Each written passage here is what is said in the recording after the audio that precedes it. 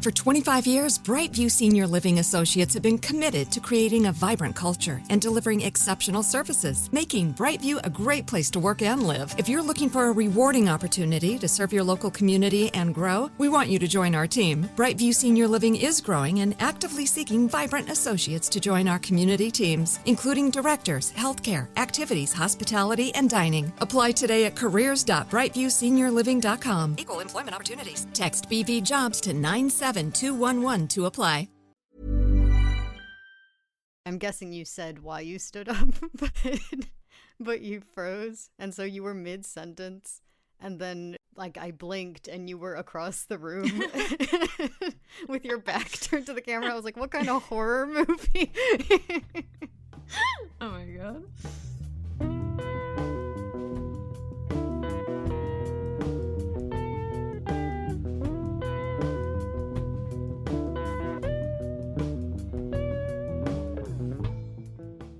Hello, everyone, and welcome to Monster Donut, a literary and historical deep dive into the Percy Jackson series and all of its following spin-offs. I'm Phoebe, a dramaturg and story consultant. And I'm Emily, a classic scholar-ish. And today we are reading the Odyssey in preparation for season 2 of the Percy Jackson series. I do, despite the fact that I have claimed many times in this podcast that I'm an Iliad person, I do really love the Odyssey. I love the Odyssey. Rereading it, I haven't reread it since ninth grade. And rereading it, I was like, this is great. I remember why I liked this so much in ninth grade. You read it and you're like, oh wow, this is really good. That's so crazy. Do people know about this? Has anyone heard about this book? Are we talking about this enough? Yeah, I think our goal today is we could sit and analyze the Odyssey, I think, by itself, but what's more interesting for the purposes of this podcast, and also probably more interesting just in terms of where our combined expertise comes from, is really to analyze the Odyssey, specifically thinking about Percy Jackson and looking at the original text that a lot of these stories kind of take their inspiration from. So that's sort of the idea behind this episode. What was interesting is I read we both read the Emily Wilson translation of the Odyssey in preparation for this episode. And I read her introduction and translator's note too, because I was curious to learn a bit more about her approach specifically to this piece. And it was really interesting reading through her kind of takes on the Odyssey, because what's interesting is translation is sort of in its own way adaptation, because I think there were a lot of things that come out in this version that were different, that had made me think different things than reading. I think we read the Robert Fagles one when we were in school. I've read that one a few times, I know. So I think it's interesting how, much like we see with the Percy Jackson show, with the Percy Jackson books, the sort of different author can bring out different themes in the same story. This will also be a fun refresher, maybe, for those of you who haven't read the Odyssey before. So we'll kind of take you through the general story. So did you have any thoughts revisiting this for the first time in a long time? I had forgotten how little of the Odyssey is the Odyssey. Yeah. That is the fun thing about the Odyssey, especially when you compare it to the Iliad, is how much of it is story within story within story, and how much of it is explicitly sung by bard. There's multiple different bards in multiple different halls that all sing stories. Odysseus is telling his own story for most of it. There's just a lot of layers to it, and a lot of the ways the stories themselves are kind of factoring into the narrative that is not really in the Iliad or other Homeric texts I've seen. To that end, the Odyssey starts with Odysseus' son. Well, actually, no, that's not even where it starts. The Odyssey starts with Zeus and Athena. Well, it starts with the calling to the muses, though, which feels relevant to what you just said. This is true. Sorry. Okay, so the first line of the Odyssey, it's iconic, so I'm going to read it. Andra moene pe musa, polutropon hos malapola, plakthe epitroies hieron ptolethron epersen, polon dantropon iden astea kainoon egno. Pola dechol gen pontopathin algeachon katatumon, arnumenos hen te psuchen kai noston heteron. Okay, favorite word in there, nostos. But that first line in particular, Andra moyene pe musa, those are the first 4 words. Sing to me, muse, about a man. Polutropon, a many twisting man. But yeah, the direct call out to the muse. I especially enjoyed the section at the beginning starting with, or ending with, find the beginning, after which they don't start at the beginning. It was like, this is where the story is supposed to start. It's not where the story starts, technically. Yeah, but it is in itself. I want to actually dig into this a lot. I think this is like where a lot of my thoughts came from on this read, was like, why are we starting here specifically? Where we start is Athena and Zeus talking. And we get the story of Agamemnon, the great king of the Achaeans, returning from Troy. And his wife, Clytemnestra, has taken up with a suitor, Aegisthus, and the two of them plot to murder Agamemnon when he gets home from Troy. Eventually, their son, Agamemnon's son, Orestes, avenges him, which we've talked a bit about the Odyssey recently. That's sort of the story of the first couple plays of the Odyssey. But specifically, it's presented as this, like, kind of horrifying homecoming that sort of just happened. And they're basically talking like, we can't let this happen to Odysseus. He's got all these suitors that are vying for Penelope, and she's holding them off, but they're also like eating up all of his wealth and household. To that end, Athena resolves to go down and help out Odysseus, and because at this point he's with Calypso, and he's been with Calypso for a very long time. So yeah, we don't start with the Cyclops, we don't start with the entering the Sea of Monsters, and we don't even start with Telemachus. We start with this, a story about another man, told between 2 gods. That moment also begins with Zeus saying, this is absurd, that mortals blame the gods. They say we cause their suffering, but they themselves increase it by folly. And then tells that story. Yeah, and especially taking this in the context of, like, the Iliad, which is so driven by the gods, all the suffering. I would say the gods in this book help more than they hurt. Which is interesting, because, again, rereading this in the lens of Percy Jackson, I was like, it's so interesting to me that the 3 gods that are the most helpful to Odysseus, the only 3 really, are Zeus, Athena, and Hermes. Again, we've got Thalia, Luke, and Annabeth is what I'm thinking of. In terms of starting with another guy, the most obvious line that you can draw is like a Luke or a Thalia of like, this is a place where things have gone so wrong, and let's hope it doesn't go wrong with this one. What can we do to make sure it doesn't go so wrong this time? And it's interesting, too, because this is not the only time this story comes up. This story is repeated very consistently throughout the narrative. We keep hearing about it. Like the other direction that your story can go. And it's almost like used as justification for why when Odysseus finally gets home, they keep telling him, like, don't be like this guy. You can't just walk into your house. You have to jump through some hoops to actually arrive and be accepted and taken in. I guess another thing that I want to touch on briefly, but I think is more relevant later, is starting with a father and daughter, because I think there's a lot of parenthood that I didn't remember being in this book. That it's more central than I realized as a 9th grader. I guess beginning with a father and daughter and ending with a father and son. It's also like putting, I think, so much of the last arc of the Odyssey is like Odysseus and Telemachus. That, like, going back to Odysseus sort of being the younger supplicant to his father is really touching to me. Okay, speaking of Odysseus and Telemachus. I feel like Telemachus in this translation's kind of a little shit. I love him. Yeah. Well, of course, you love little shits. That being said, it's like, I get the youth from him too, though, so I guess I shouldn't. He feels young. Yeah, he's supposed to be, like, 20, right?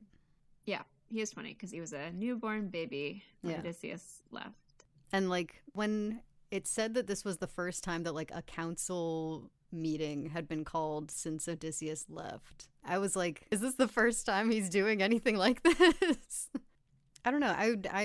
The character I was reading Percy into most was Telemachus. That makes sense to me. Just seeing a kid trying to, like, step into this role that feels too big for him. And he's got a pretty awesome mom, so. And he has a pretty awesome mom. But yeah, it was within his story that I actually, like, recognized the structure of the Sea of Monsters. With like, my home is in disarray, it's in danger, I need to go on a quest. I need to sneak out and go on a quest to try and solve this, to find a lost loved one also. I was thinking about that too, as like Telemachus's quest as a foil to Odysseus's. Mm-hmm. I remember when we talked about the Sea of Monsters book, we talked a lot about two sides of the same coin being a big recurring theme in that book. And I do feel like rereading the Odyssey here, it was all of these parallel moments where I was like, oh, right. There's so many of these dualities within the Odyssey. Yeah. And there's so many moments that are perfect foils to other moments. So like Telemachus and seeing him go on his own journey, guided by Athena, and then coming back to Odysseus, doing the same, and seeing how each of them navigate things differently, and kind of seeing the contrast between their experiences and also their behavior. It's also in like the little moments, because it is an interesting thing in Greek epic poetry, which I'm sure I've talked about before, but it's very relevant here, so I'm going to talk about it again, which is a big piece of the Iliad and the Odyssey that makes them a little different to read in English is the use of repetition in Homeric Greek and specific like type scenes. And it's not just like the epithets of like rosy-fingered dawn, which interestingly this translation, and she talks a bit about this in the translator's note, but Emily Wilson, she leans away from the repetitiveness. I noticed that. Of the epithets. So she doesn't say rosy-fingered dawn every time like Robert Fagles does. But in the Greek, it's the same word for the most part. I think there's a rosy-armed dawn in there at one point, but similar enough words. Likewise as well, in the Iliad especially, there are these things like type scenes where it's like every time someone's putting on armor, it's the same words, same language, like repeated, but like insert different names in. But also there's like even on the micro line level, there's a lot of repetition in the Odyssey. And there's also a lot of repetition in like the one I really picked up on was a little bit later when we get to Menelaus and he's talking about a shepherd counting sheep. And then there's also this repetition with Polyphemus. Like little moments here and there of like direct experiences different characters have that mirror each other. It's interesting to watch Telemachus because he kind of does everything right. Which is in our narrative is a strange place to start without much conflict, but I think it creates this. Well, first, it builds the mystery of Odysseus. Yeah, but it acts as a really interesting point of contrast for later. What's funny is I also saw Clarice in Telemachus, in the like idea of going out and sort of having to prove yourself, having a god come to you and giving you a ship and a crew, giving you a quest, and him going out and like not being the star of the book. Even though it starts with his quest. I was like, I'm seeing both Percy and Clarice in this character, which is funny because that is how I feel when I read Sea of Monsters, that they're two sides of the same coin.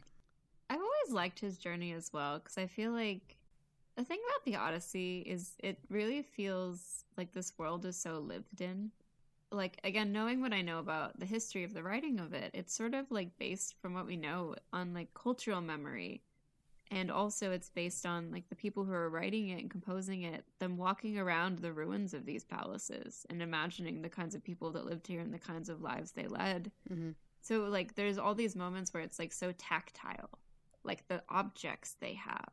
Like, I feel like the physical world of this is so much more realized. But that's one thing you get a lot of as Telemachus is moving through. But he goes on this, like, sort of fact-finding mission to Menelaus in Sparta, the brother of Agamemnon. And he also there meets Helen, who started the Trojan War. Helen in the Odyssey is such an interesting character. Again, like the sort of two sides of the same coin. She's like, in a strange way, no one ever thinks of her as a sorceress, and yet she's given a lot of the same powers as like Circe. Like, there's a whole scene where she like mixes up a potion to take away people's sorrow. You know, they're hearing Menelaus' story of how he took like 8 years to return, and he's the one that like a big piece of his story is sort of capturing Nereus and holding him down to get his prophecy, to get knowledge and find out what happened to all of his friends. He learns basically like all of his friends died on their journeys home for the most part, except Odysseus. It kind of asks this question of like, what was this all for? in a very interesting way. And then like Helen coming in and it's just like nothing ever happened. Yeah.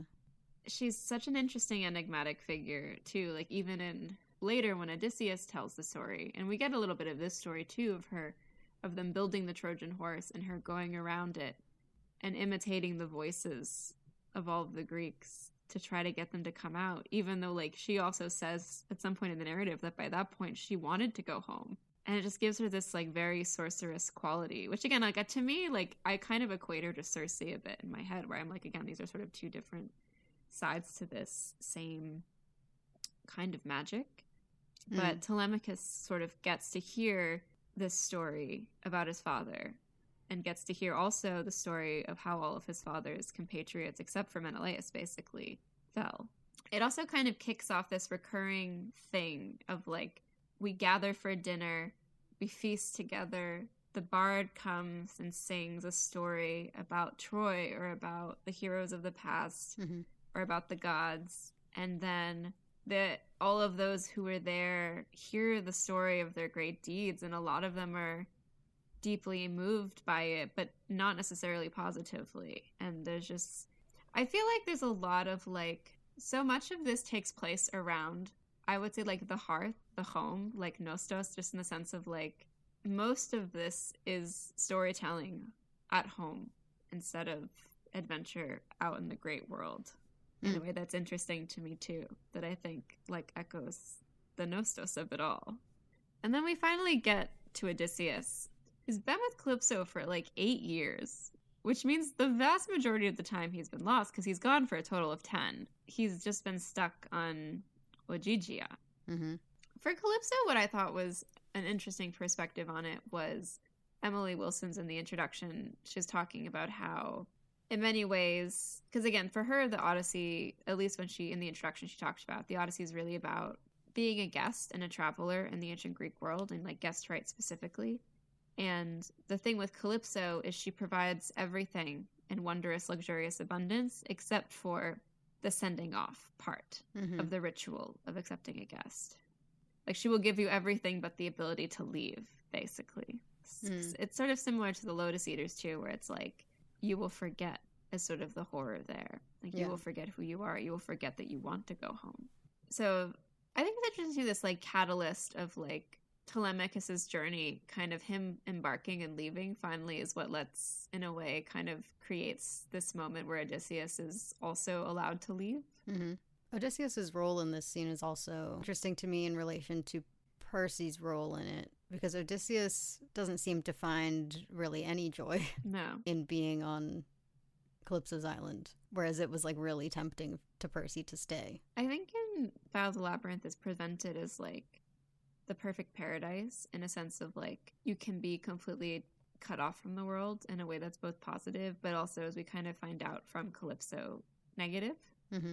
I'm just thinking about like the difference between Percy in Battle of the Labyrinth versus Odysseus in the Odyssey at the moments they come to Ogygia, where for Odysseus, I think for him, like he's trying to find, his journey is to get home. So anywhere he goes that isn't home is going to be inherently wrong, not done. Versus like Percy in Battle of the Labyrinth, he is sort of on a similar monster-filled, twisty quest, but I don't think he's as clear-cut anymore on like what home is or like he's not like going to a place. He doesn't have a set goal of like, his set goal is like stop the world ending. Like it's not go home, it's not go back to Camp Half-Blood, it's like save the world. But I think that go home and like have the comfort of home is always at the core of everything that Percy wants. Because you're a Nostos truther. I mean, when it comes to Percy, yeah.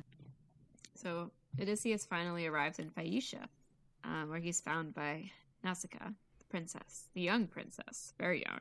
And he gets taken in by her to visit her parents, and sort of, again, he's kind of brought around the hearth and he's fed, and eventually Odysseus agrees that he will tell his story as their sort of traveler they're hosting. And that takes us right into the next book, where we're finally in Odysseus's point of view and him telling his story. Although one piece I found very interesting was choosing, in the moment Odysseus starts to tell his own story, to use the epithet Lord of Lies. Yeah. I'm sure the story is accurate. A note I made earlier on when he first meets the princess was that Athena, like, imbues him with beauty so that he'll be trusted. And I can't remember which book we talked about that in. We talked about, like, beauty being close to godliness, and I can't remember. Telos Kagathos, beautiful and good. Yeah, I can't remember which book we talked about that in. But it was, like, the only hint I could find of, like, the mirror scene in this book. And so it was just something that I wanted to, like, keep an eye on for whatever they do in the show with that. There's a lot of, like, gods magically transforming people in the Odyssey too. Like like Penelope is constantly talking about how her grief is, like, making her look different. And on Circe's island, like, a detail I picked up is, like, when they're transformed back from pigs, the men are, like, younger. Yeah. They, like, look prettier now. Yeah. It's just so interesting, like, physical transformation in this. Especially because, like, physical transformation is very closely tied, like, metamorphosis in a way is, like, very tied to, like, a Greek taboo, and, like, something that's written into a lot of Greek myth is, like, the gods being afraid of transformation, but like specifically permanent transformation, and, like, specifically being afraid of pharmakas, which are, like, the magic drugs that Circe has. There's like in the book Circe by Madeline Miller, that's, like, a huge plot point, but, like, that's, like, a big thing in Greek myth, is sort of this fear of that kind of transformation that specifically the gods have. So it's interesting to me too that, like, in this, Athena is so willing and able to, like, constantly be shifting and changing people in a way that the gods in other myths fear. It's making me I'm now thinking, like, looking at Penelope's grief changing her appearance. It's just reminding me of Luke's physical transformation over the course of the books. How much worse he looks every time Percy sees him. Hair turning white, looking more gaunt. Yeah. So, over Odysseus' story, we have a few kind of brief interludes. Weirdly, I took no notes on Polyphemus. Like, my next note is, like, Circe, but we'll take you through them. They first go to the land of the guys. The normal guys. The normal island. They kind of try to just raid it, basically, as pirates. Like, they're basically pirates for most of this. Yeah. Then they go to kind of an adjoining island where they encounter the Lotus Eaters, where Odysseus sends some of his men off, and they realize that if you eat the lotus flowers, you forget you want to go home, and you want to stay there forever. And then the third island, they arrive, and it's the islands of the Cyclops, where they meet Polyphemus. Something that I always kind of forget until I'm rereading that part is that, like, Polyphemus is not the only Cyclops. Like, there's an island full of them. They just live there. They're herding. They have a community. Like, they have their own sort of civilization. They're just sort of giant men with one eye.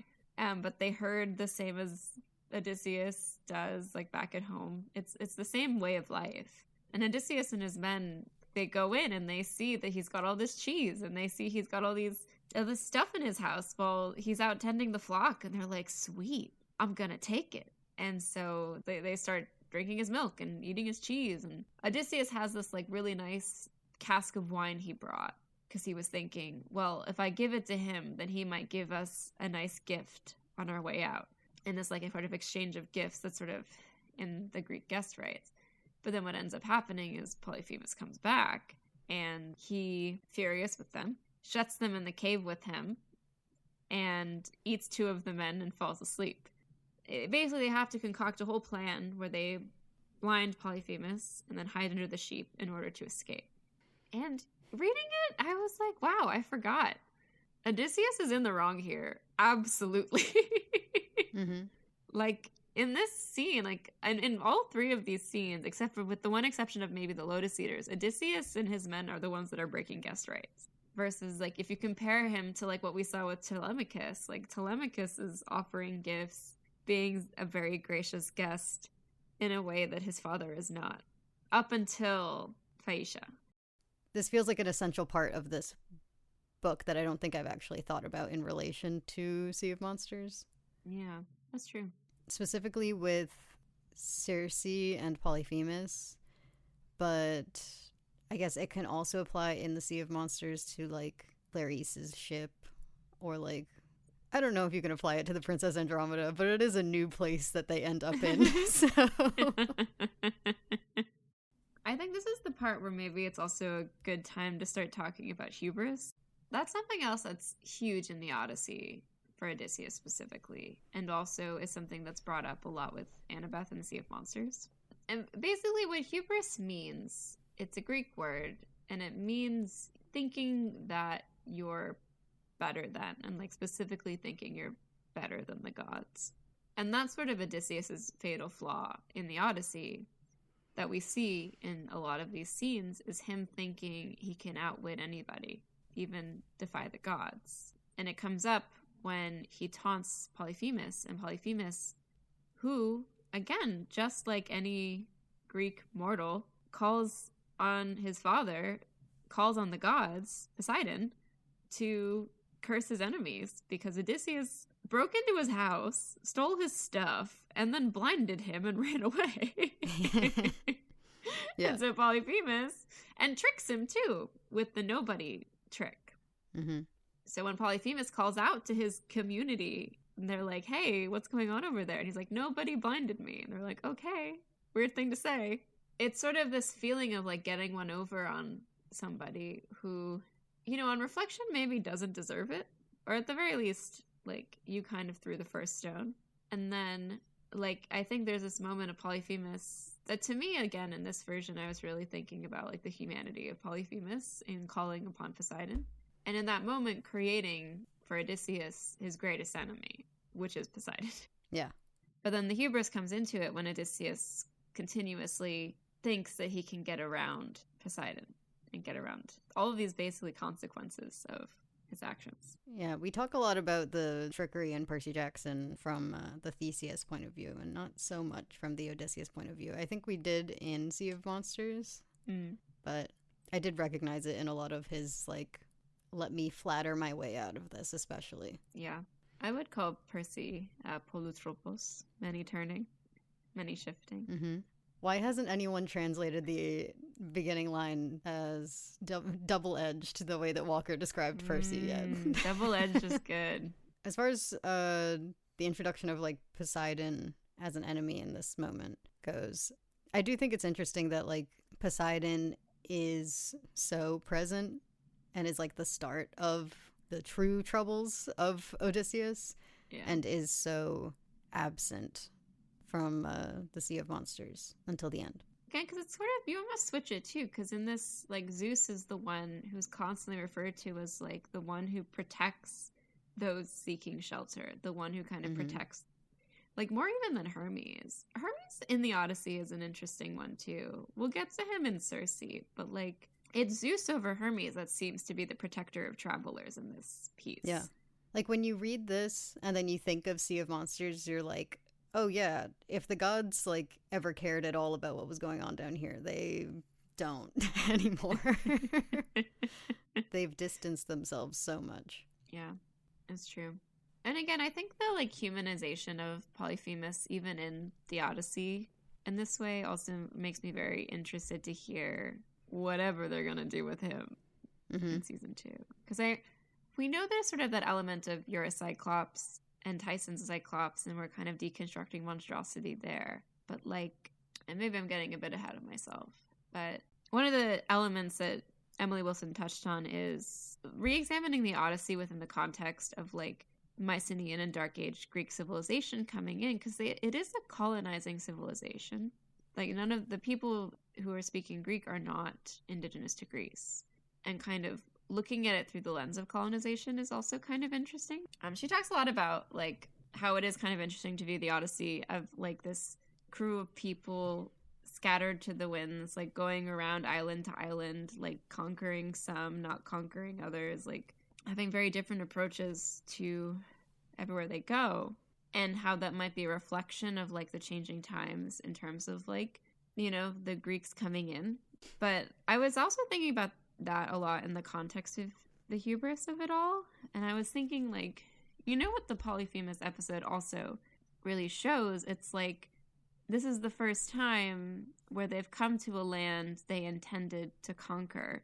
And the people there were more than they could handle. The people there were more than they reckoned with. So there's an element of that, like, going to a place where you think you can take whatever you want, do whatever you want. You think you're more powerful than the people you're taking over, and then kind of getting that rude, horrifying awakening of you cannot beat them the way you thought you could.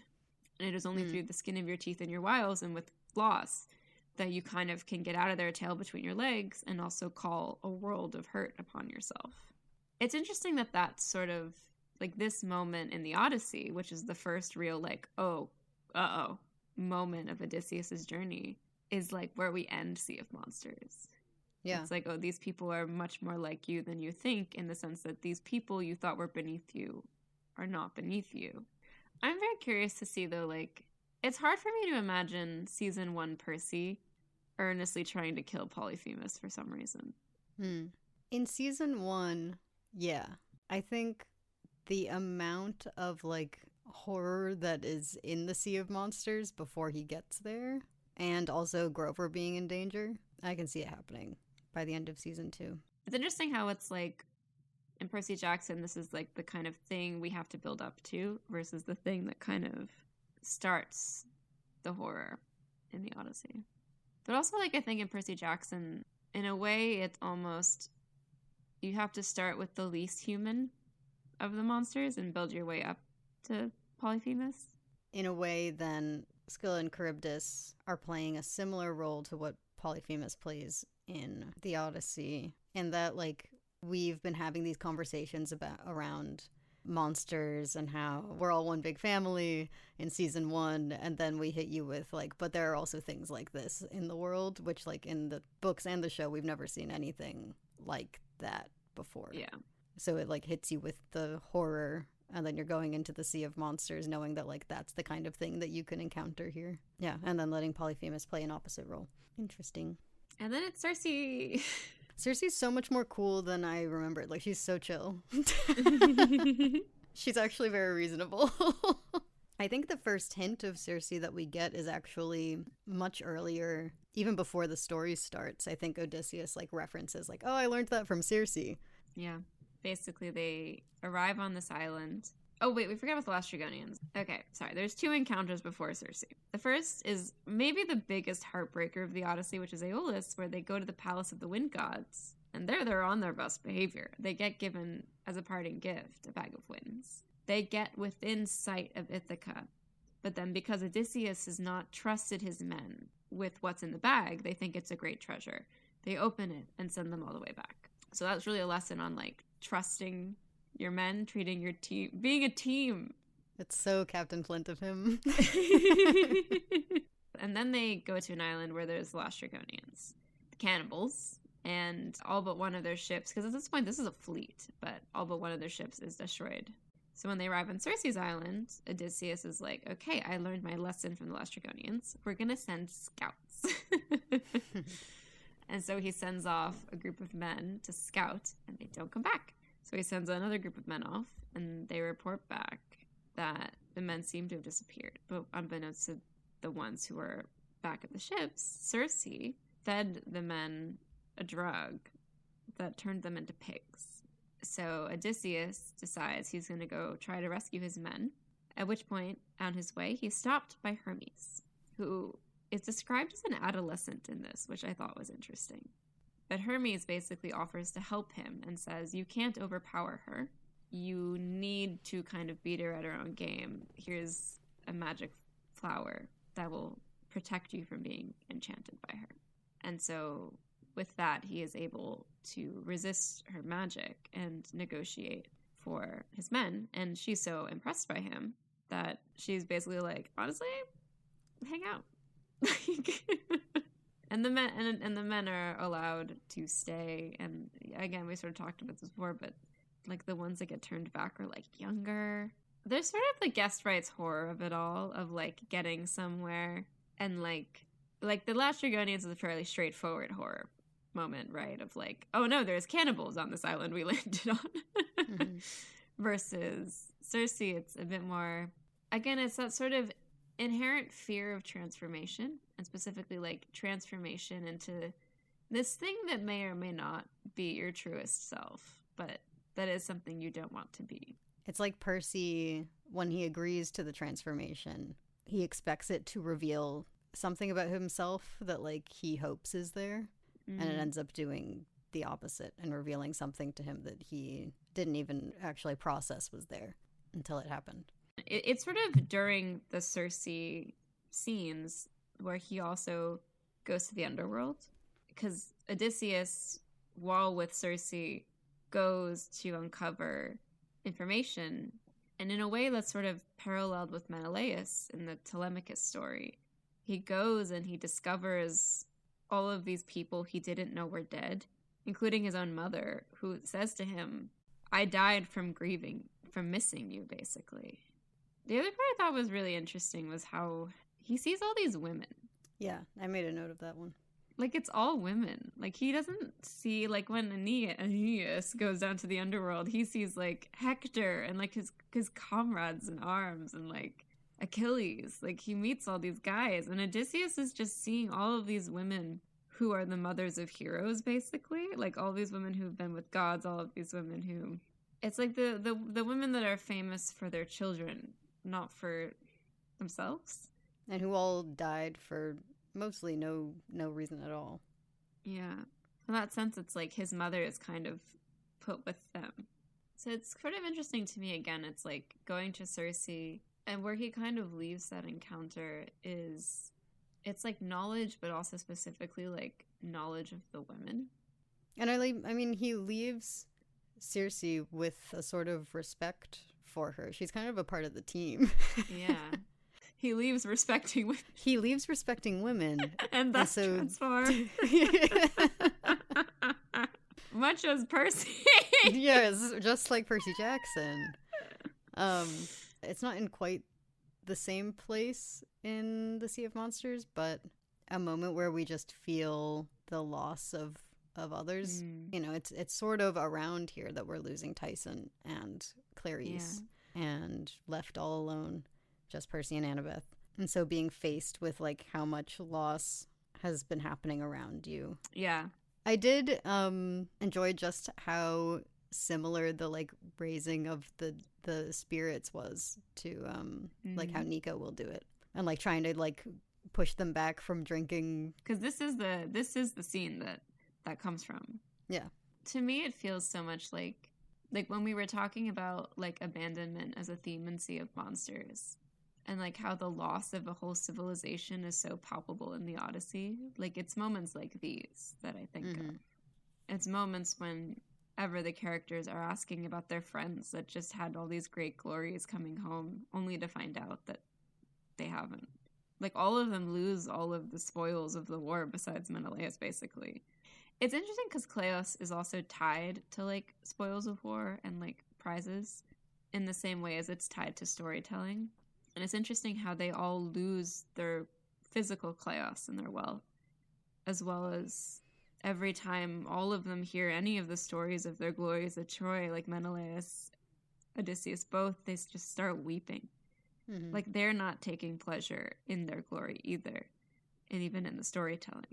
And I think it kind of points to, again, this thing of, like, Ariadne, for example, who's a figure in myth, with a lot of ambiguous endings, most of which are either she becomes the consort of Dionysus or not, and, like, but this is the one where she's dead.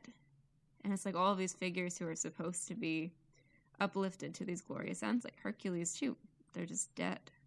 I think that's sort of epitomized to me by the moment where we meet Achilles in this scene, where Achilles famously is the Kleos man. His glory is the most important thing to him, and he was presented this choice. You can either languish as a normal guy in your land forever and live a long time and have children and have a wonderful life, and then your children will have children, but eventually people will forget your name, or you can go to Troy and die young and not have any of that, but live on And he's the one who very famously knew full well that that was his fate and went for the second one, who is now in the underworld talking to Odysseus and saying he would rather be alive and a plain farmer than a king of heroes among the dead, which is what he currently is. It's like him regretting all of that. Him, like Achilles regretting his glory.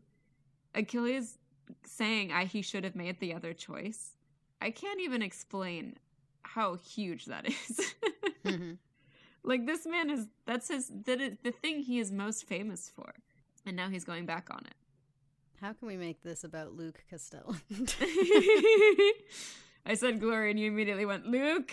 Well, no, you said Achilles and I went Luke. But I think all of this, though, is kind of interesting in light of what you said before, Percy going in for transformation with Circe, hoping for one thing and instead getting confronted with the thing he did not want to face in himself.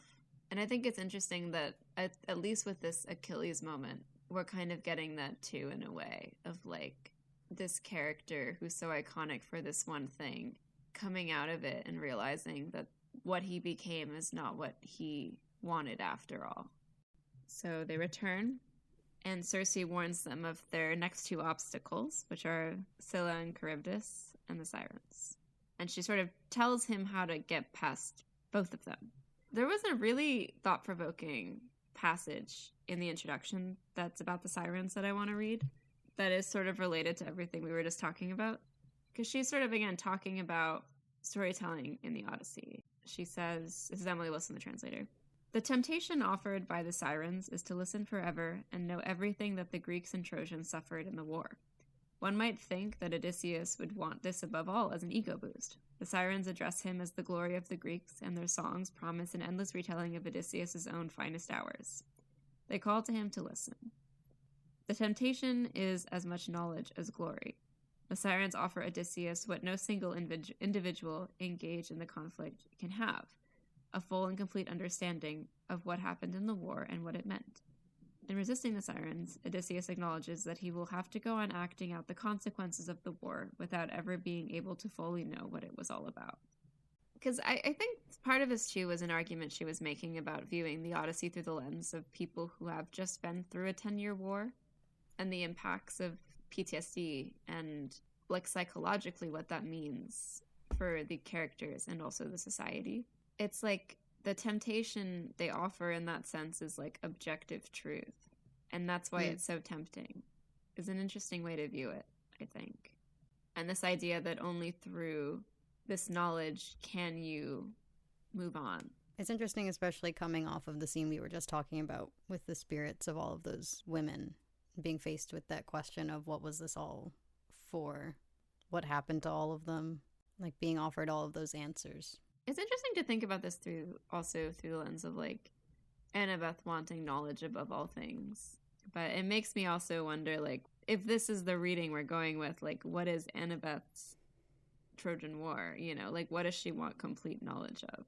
I mean, if we're going with the vision she has in the book, it makes sense to me that she's in trying to bring that family back together, trying to understand what happened here, that this can't exist. Like, what went so wrong that this thing that I want is, like, impossible. Yeah. Which thing are you thinking of in particular? Athena being there, Luke being there. Yeah. Like, I'm not thinking about the city. The city is a whole separate thing. But specifically, like, her father being there, like, her family being together. In my dream version, Thalia being there, but that's not in the book, so it's okay. All of the people who she sees as family sitting down together, like, why can't she have that? What went so wrong in her life that that's not a possibility? Like, if she understands it, she can overcome it, but we know that, like, it's going to take her a long time to fully understand what happened to Luke. I think there's a lot of the, like, Luke and Thalia before she got there that she doesn't. If Thalia were there, I think that would be emphasized more, that, like, there is a history there that she doesn't understand, partially because she was so young. And they had a whole history before she came into the picture. But it's just all of those people don't really exist for her anymore. And so I'd say that's probably the knowledge that she's chasing after. Yeah, I think that makes sense too in light of what Leah was talking about at the San Diego Comic-Con panel of like how much like she only opens up to Percy due to how many people she has lost that she would have rather opened up to, basically. Mm-hmm. I still am like stuck on the way she like trying to swim home is her trying to swim back to like something that she can't have and will never have. Yeah. I also find that kind of interesting in light of the fact that like when Odysseus returns home, he doesn't even recognize it. Mm-hmm.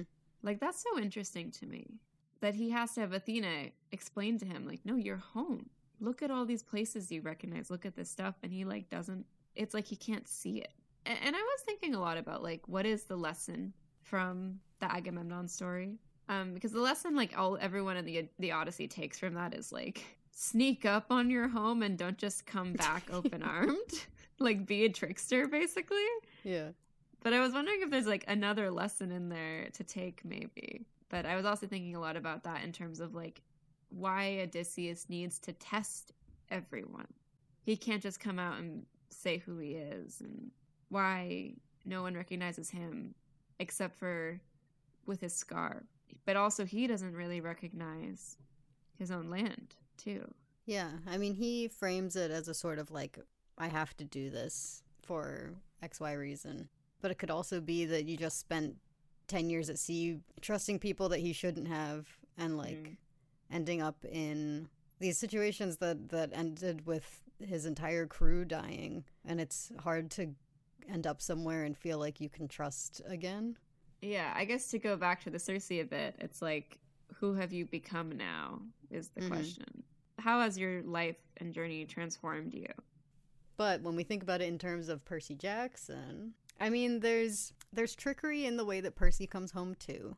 In that one of the last things that happens in this book is Percy tricking Luke into revealing his whole plan. And, you know, having to play a role on that ship rather than physically fighting his way out of it. There's something, too, about the trickery of the fleece. Yeah, the fake out with the fleece, the tricking Luke into revealing his whole plan. Polyphemus's line where he says that humans are nasty, tricky lying, talking about both Percy and Odysseus. The voice mimicry. The only person in Greek myth who does that is Helen, by the way. She does that around the ship. I've never seen that scene interpreted in media ever, but like it's such an interesting... It's horrifying, first of all, but like there's something about it. Again, it's the home of it all, where it's just like stoking that yearning. Even though you know it's impossible, it's so tempting. Which is the siren scene in Percy Jackson, at least. What's sitting in front of you can't actually be in front of you, but you're going to swim to it anyway. It's interesting, too, because it feels like the fleece, in a way, is also... It's like this thing everyone's going on this journey for. It feels, I think, like in the book, it doesn't feel like it can really do what it says it's supposed to. Like, it's hard to believe it can heal Camp in the way it needs to. There's something about that, too. And also, like, specifically the way it actually works, which is to heal it in a way no one expects. Well, an interesting thing we haven't talked about is Grover as Penelope. Grover is Penelope, and what's up with that? Because Penelope also, again, it's famous trickery. Her with the shroud. Well, Grover as a piece of Percy's home that he's lost and that he's trying to get to. I think also Grover as someone who puts faith in Percy. Because that's something else with Penelope, where she doesn't move on. And she says, like, over and over again, like, maybe I should, but I won't. I mean, I'm hoping that we see we do see cunning from Grover in the book in Sea of Monsters with Polyphemus. Yeah. And it's funny the way that it turns Polyphemus into, like, the sea of suitors. She makes an interesting point, too, that basically all of the suitors would be, like, Telemachus's age or only a little older. Like, they're all the people who are too young to go to Troy. So they would have probably been, like, they're not that much older than him, probably. Yeah. Which means they're also all young. And even, like, there's a moment with one of their fathers where he's like, please spare my son, when they're slaughtering them all.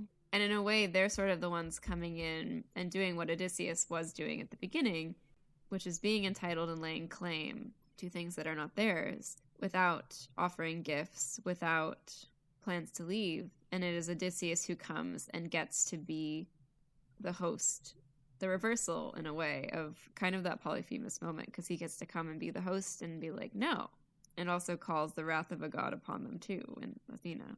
So what you're saying is that Grover waiting for Percy and then Percy showing up with the wrath of the gods to take down Polyphemus. I think it is interesting that in that framing, it kind of does set up the Polyphemus fight as like the battle to reclaim their home, which I guess it is because they're fighting over the fleece.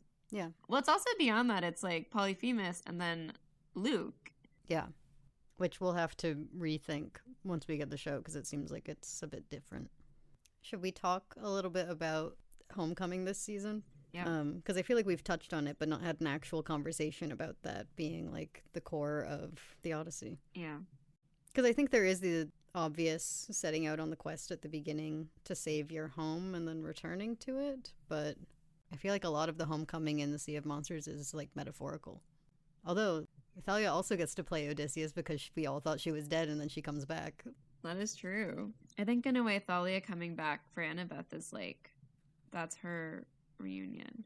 In the book, Tyson gets a little bit of a homecoming by getting to join Poseidon and getting to build a relationship with Poseidon. You could argue the Princess Andromeda is Luke's homecoming. Like, he's building himself a home there. Right. Yeah, a lot of building homes. I wonder if they'll dig into this more in the show, because in the book it's a lot of like finding home in people. And like I feel like the homecoming is almost just like finding Grover on that island. It's not even when they get back to camp.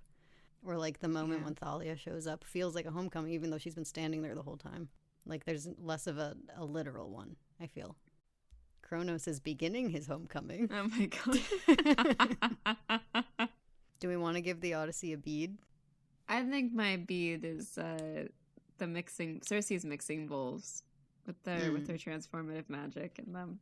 I'll just do like the olive tree. I've always liked that image of the bed. It's a good one. We didn't talk about it, but I feel like it doesn't relate as much to Percy Jackson, but it's just like this great symbol of like home. That's kind of what I'm thinking is like, if that's what the book's about. It's also like, again, home and knowledge. We're connecting home and knowledge. Because like knowing about the bed is like the thing too. Mm-hmm. Having the secret knowledge of the home. I don't know what that means. Right. But the secret knowledge of the home. The secret knowledge of Annabeth's home is essential to Percy's understanding of Annabeth. This is true. In the Sea of Monsters.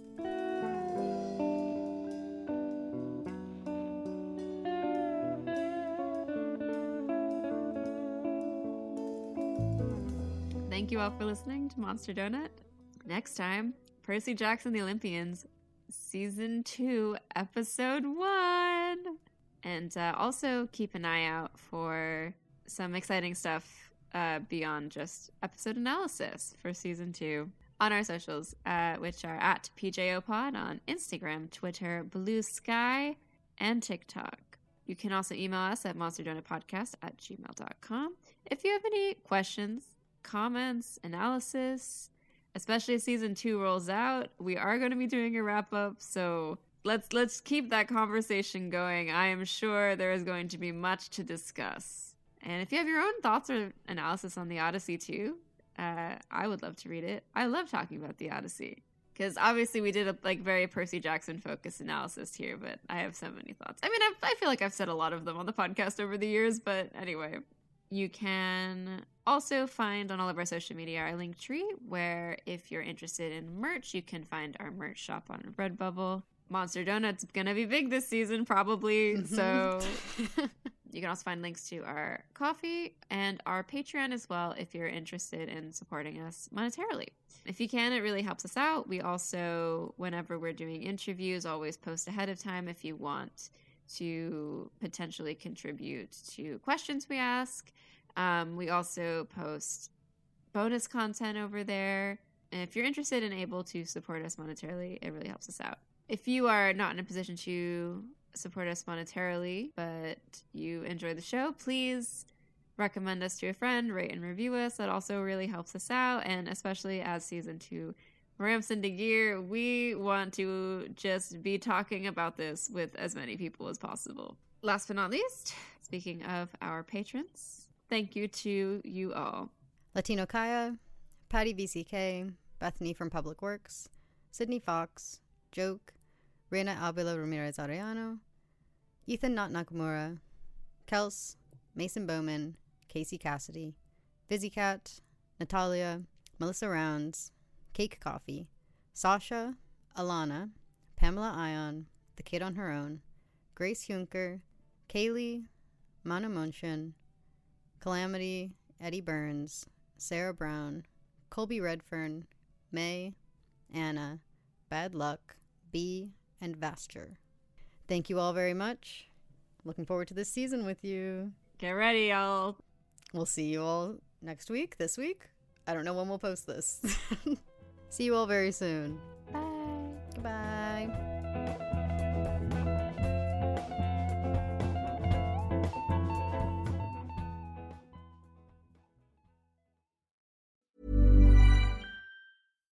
America stands at the ready to build faster, achieve more. The future won't wait. And TC Energy is moving forward confidently, connecting communities, industries, nations, here and abroad. At TC Energy, we deliver the North American natural gas and energy that powers communities across the U.S. to aim higher, grow stronger, and go further. TC Energy. Energy connected. Find out more at tcenergy.com. Stuck in a dinner rut? Let Cook Unity handle dinner with chef-crafted meals delivered right to your door. Cook Unity makes it easy with new menu drops, weekly recommendations, and a growing community of award-winning chefs. Plus over 400 flavorful meals for every palate. Shake up your meal routine. Go to cookunity.com/mealtime50 or enter code mealtime50 before checkout for 50% off your first week. That's cookunity.com/mealtime50.